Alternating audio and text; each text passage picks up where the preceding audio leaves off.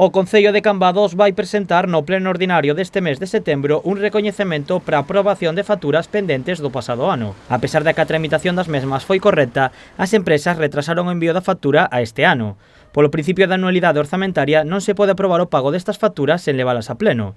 Por iso, o Goberno de Cambados levará a pleno esta petición. Para que esas facturas se poidan aprobar, tenes que aprobar o pleno, porque son facturas polo principio da anualidade orzamentaria que non se poden pagar neste ano, tendríanse que haber pagado no 2018, porque foron gastos que se fixeron no 2018, pero claro, como non tiñamos as facturas, non podíamos pagar no 2018.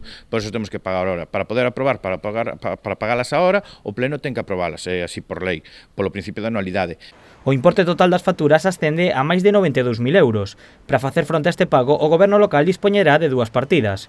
Unha delas é o recurso do Fondo de Continxencia de Execución Orzamentaria do 2018, dotado con preto de 68.000 euros. Como hai unha serie de partidas do orzamento que non se van a executar, por un lado o fondo este de continxencia que ten 60.000 euros para os supostos gastos, o incremento que iba a haber das partidas conforme unha vez que se aproba o orzamento do Estado, pois conforme a subida salarial que se fai aos funcionarios, como este ano non houbo orzamentos do Estado, se prorrogaron e polo tanto non se vai facer esa subida, hai uns 60.000 euros, pois queremos dispoñer deles.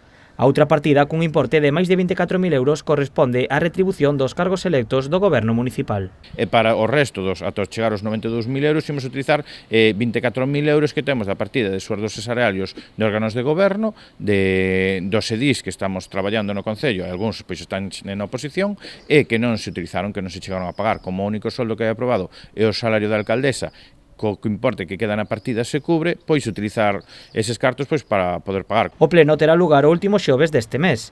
Ademais desta proposta, tamén se analizará a revisión das ordenanzas tributarias para o próximo ano, mantendo a conxelación xeral das ordenanzas fiscais, coa excepción da auga e os servizos de sumidoiros.